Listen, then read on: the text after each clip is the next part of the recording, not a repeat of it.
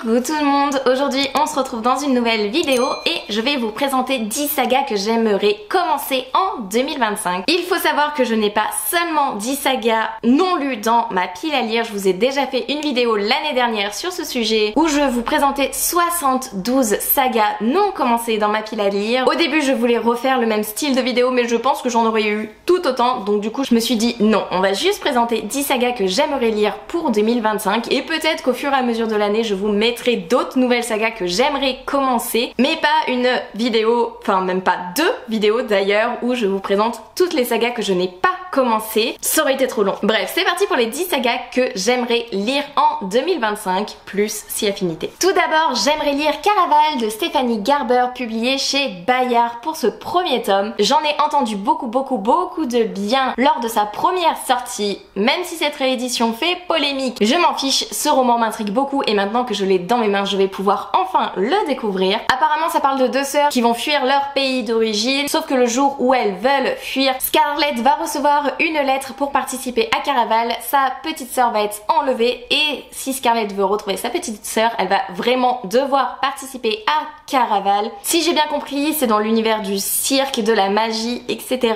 Et si elle veut la retrouver en vie, elle va devoir gagner Caraval et c'est ce que Scarlett va essayer de faire. C'est écrit très gros à l'intérieur, il y a beaucoup de dialogues, il y a des mises en page particulières, bref, il me tente beaucoup. Je vous l'ai déjà présenté fin 2024, mais j'aimerais vraiment beaucoup lire Défier la nuit de Brigitte Kemmerer, publié chez Rajo. Le second tome est sorti au mois de janvier et celui-ci me tente beaucoup, j'en entends beaucoup de bien également. Vous me l'avez fortement recommandé au mois de décembre, donc voilà. Il est dans cette pile à lire, dans les 10 sagas que j'aimerais lire en 2025, j'espère qu'il va sortir. En tout cas, je vais tout faire pour, je ne veux pas relire le résumé, mais je sais que ça parle de magie avec un univers assez complexe, mais qui est vraiment intéressant, donc à voir ce que ça va donner. Et j'adore le jaspage. J'aimerais également commencer Wicked de Jennifer L. Armentrout, publié chez Roncière, un univers qui parle de fae. Je ne veux pas en savoir plus, je ne sais pas combien de tomes il va y avoir en vrai. Je sais juste que j'adore sa saga Le sang et la cendre et que du coup je sais déjà d'avance que je vais adorer Wicked car j'ai aussi adoré Lux de Jennifer L. Armentrout. J'aime beaucoup sa plume et ses sagas, du coup je me dis que celui-ci ne sera pas une exception. Ça fait plusieurs années que j'ai cette saga dans ma pile à lire, j'ai les deux tomes sont sortis mais je ne l'ai toujours pas lu. Il s'agit de La Cité du Ciel de Amy Ewing, publié chez la collection R. Et pourtant, j'adore Amy Ewing, j'ai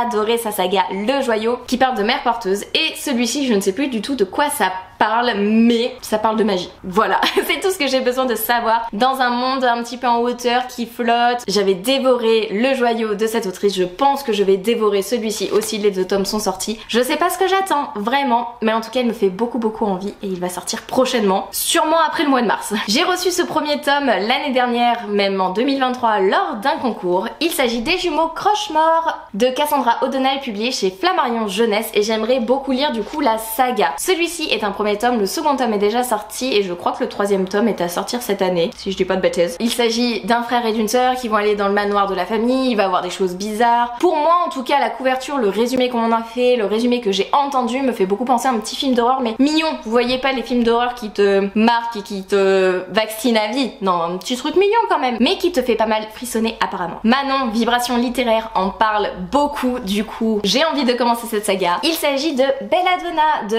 Adeline Grasse, publié chez De Saxus. Ma mère a lu, a beaucoup aimé. Entre ma mère et Manon qui en font la propagande, j'ai beaucoup trop envie de le lire. On dit qu'il suffit de 5 baies de belladone pour tuer quelqu'un. Donc j'avoue, le fait qu'il y ait des morts, qu'il y ait un petit peu de l'empoisonnement, ça m'intrigue beaucoup. C'est une duologie qui est terminée, les deux tomes sont sortis et je sais pas ce que j'attends, vraiment ça fait plusieurs mois, voire 2 ans qu'il est là. Il est toujours là, il n'est pas sorti, mais ce ne serait tardé du coup. Je vous fais pas vraiment des résumés à chaque fois parce que je veux vraiment me laisser impressionner, me laisser porter par l'univers et pas relire le résumé pour me spoil des éléments que je me souviens plus et que je n'ai pas envie de me souvenir forcément. Encore un livre qui est là depuis des années dans ma pile à lire, c'est encore un collection R. Il s'agit de Le Fils de l'infini de Adam Silvera, publié chez la collection R. Deux frères, un élu qui aura la vie éternelle. Cette simple phrase d'accroche me suffit, j'ai les deux tomes dans ma pile à lire, les deux tomes dans ma bibliothèque. J'adore les écrits d'Adam Silvera, j'avais adoré Et ils meurent tous les deux à la fin. Et pourtant celui-ci est toujours là. J'en ai eu de très bons échos à l'époque où il est sorti. Voilà, il est toujours là, mais j'espère qu'il ne sera plus là d'ici la fin d'année 2025. Une saga que je me suis procurée il y a peu, ou en tout cas fin d'année 2024. Il s'agit de celui-ci. C'est Répliquant de J. Christophe, publié chez Deux Saxus. Le coffret est sorti, les 3 tomes sont sortis. J'ai le coffret, j'ai l'intégrale, du coup je vais lire celui-ci. Je pourrais lire la trilogie d'une traite. Apparemment ça se dévore, en tout cas tous les écrits, du moins je me rappelle d'Illuminae de J. Christophe et Amy Kaufman, j'avais adoré. Là j'ai l'impression que c'est un petit peu la même vibes. Je sais pas, le résumé me fait penser beaucoup au dossier qu'on a dans Illuminae. Je veux vraiment me laisser la surprise pour celui-ci. En tout cas j'en ai déjà vu des bons retours, donc à voir quand moi je vais me plonger ce que j'en pense. J'ai également envie de découvrir Tarot de K.D. Edwards, publié chez Bragelonne. Ça fait plusieurs mois qu'il est là, je crois même que je l'ai acheté en 2023. C'est une trilogie, les 3 tomes sont sortis, ça parle de magie. Je ne veux pas en savoir plus. Ma mère a lu le premier tome, elle n'a pas continué la suite, mais parce que elle avait pas le temps d'aller en librairie acheter la souhaite, mais elle m'a dit qu'elle avait beaucoup aimé le premier tome. Donc à voir ce que j'en pense quand moi je vais le lire. Un roman extraordinairement imaginatif et dont les personnages vous touchent au cœur. Absolument sensationnel. Ce premier roman magnifique plonge dans un monde à la fois étrange et familier aux personnages intrigants, dominé par une hiérarchie magique qui envoûtera les lecteurs. Ça c'était les commentaires des journaux ou d'autres auteurs qui ont lu Tarot, donc j'ai hâte de me plonger dedans. Et j'adore le jaspage, l'objet livre, bref. Et la 10e saga que j'ai envie de commencer en 2025, ça fait plusieurs fois que je vous montre le livre, le 2e tome est sorti et c'est une duologie. Il s'agit de Divine Rivalité de Rebecca Ross, publié chez Deux Saxus. Encore un Deux Saxus, vous me direz, il y en a eu beaucoup, oui. En même temps, j'ai beaucoup de Deux Saxus dans ma pile à lire que je n'ai pas commencé. Et celui-ci me fait beaucoup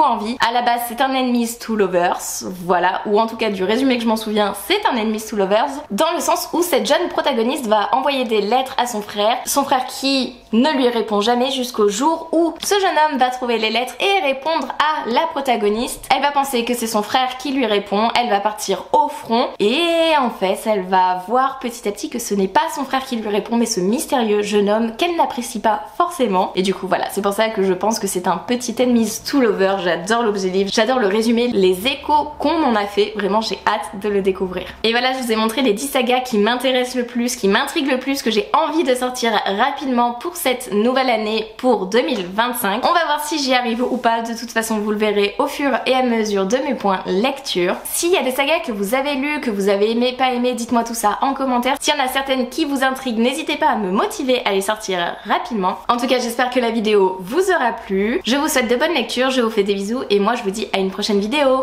Bye!